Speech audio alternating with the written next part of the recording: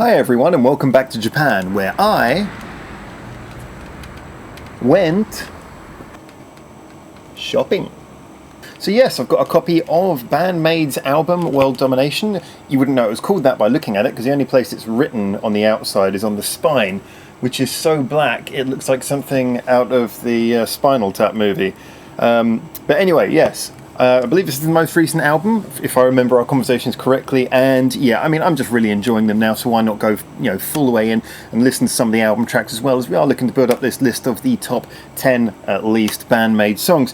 And this one, I've liked a lot of the recent songs. I can already see here this has got some that we've already covered on this channel, stuff like Play, Domination, that was a fantastic song, about Daydreaming, Dice. So there's songs on here which we've already covered, which obviously I'm going to skip over, but otherwise, because you can go back and listen to them, but otherwise we're going to really dive in on this album.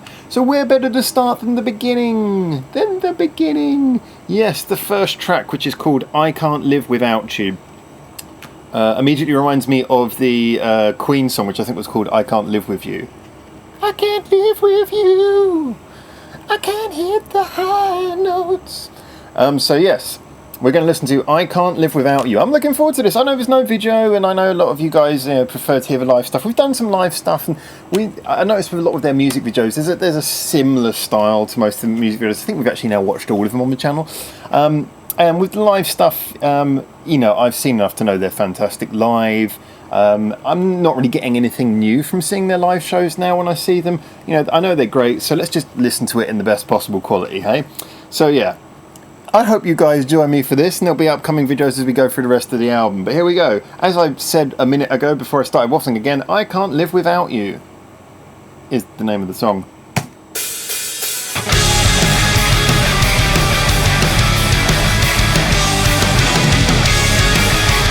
Good start. That's a good way to start an album. Go straight in, headlong.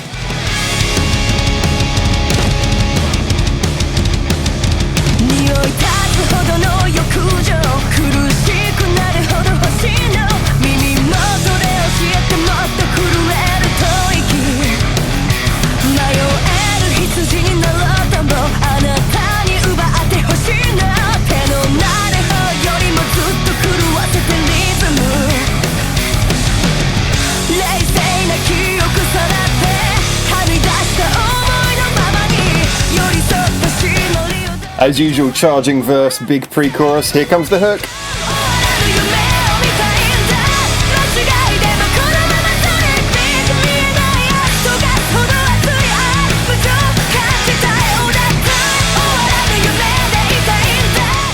Nice long chorus, always a good thing.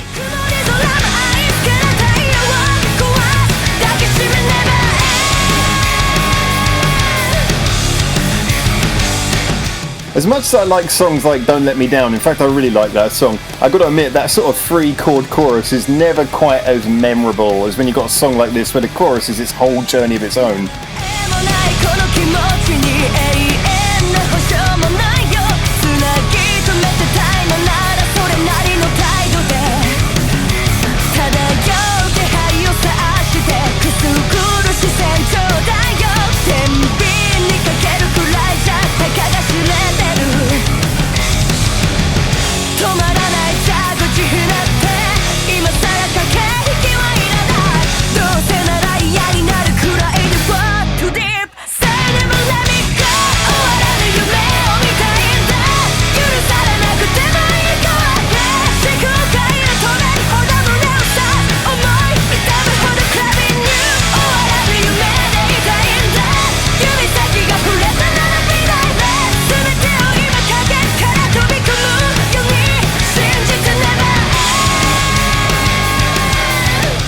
Okay, let's see, they've always got interesting bridges. What happens here? We're gonna, of course, get a guitar solo, but let's see what else happens.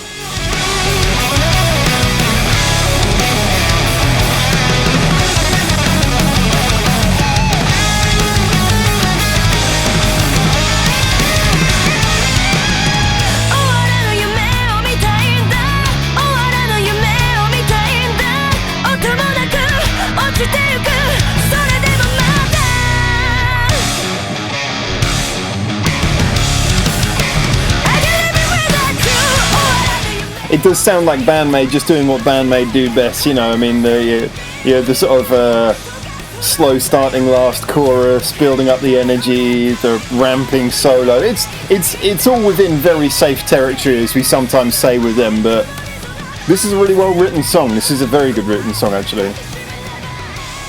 If you look past the arrangement and you look at the details, the melody is fantastic as well.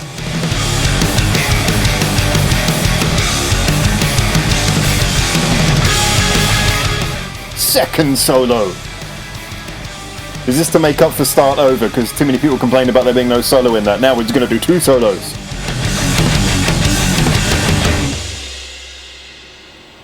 Yeah, good stuff, good stuff, good stuff. Alright, I mean, we'll move on to the next song. Actually, won't be going on to play. We're going on to One and Only after this, because obviously we've got the play review already. Although I did listen to that live. I'll tell you what, I'll do a reaction to play, but if I've got nothing interesting to say, I'll just won't upload it.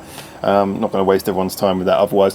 One thing I did want to point out quickly, actually, before I start talking about this song, Rockin' Me is on this album, and obviously that one, although I have reviewed that live, I do want to listen to the album version of that, because that was a big conversation we had, is that Rockin' Me really showed how empty the band sounds if Miku's not playing on guitar, and how therefore important she is and underestimated she is. So I will be listening to the album version of that. But anyway, let's stop thinking about then, let's think about now. Let's concentrate on what we just listened to. Now, like I say, there's a few points to unpack on this one. I mean, first of all, no doubt that sometimes, obviously, with a band who've got kind of a formula, as we've discussed before, for how they write their songs, and yet have so many songs, there's going to be a lot of songs that fall into that middle bracket of being kind of like, you know, songs where you just go, okay, yep, that's a BAND-MAID song. Their formula is so effective that that's never really a negative thing.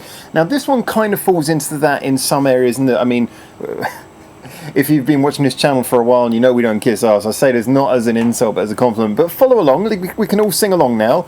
Intro, verse, chorus, slightly more interesting verse, chorus, bridge, maybe with a quiet bit, then a solo, ramped up last verse. Oh yeah, sorry, last chorus. And I forgot to mention, before each of those first 2 choruses, there's a nice slow pre-chorus that builds up the energy. It's the formula, but they do it really well.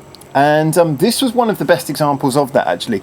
Now, obviously, because it's got a bigger, longer hook, a longer chorus, I know it probably would never make anyone's list of like favourite songs, and I can understand why they wouldn't release it as a single. It's not got the instantly catchy sound of, like I said, for comparison, Don't Let Me Down. Don't Let Me Down obviously being incredibly catchy, I mean really furiously catchy, but relying on a very short hook, you know, 3 chords and it's over pretty much. So, you know, this was a much more interesting written song, and I imagine this would sort of stand the test of time a little bit better. But yes, obviously we have to admit it's not off the bat as catchy as those sorts of songs, but you know, it's not a single as far as I'm aware, so that's fine. Yeah, I really enjoyed it. Certainly if you're going into an album, that's a great way to start. It sort of sets the ground rules and makes you feel comfortable from the get-go that you're listening to something that you can rely on. That being said though, the question that came to mind, obviously this is the album opener, and there's many different ways in which you can open an album. I mean, I appreciate that nowadays, and I am really glad actually, especially in Asia where lots of bands are going towards doing EPs, and there's nothing against that, but it is really nice when you can pick up a full album. I know you can't actually see the track names because it's all black, the Black Album. It's really nice when you can pick up a full album. One of the things that's really beautiful about that, I'm going to sound a bit old school here now, but I know a lot of you guys kind of see these things as well. An album's something where sometimes it can be a real journey. I mean, it's great when you've got an album which has just got some great songs and you go, oh yeah, all right, let's listen to this song, let's listen to that song, let's put on this album, it's got 3 great singles or 4 great singles on it.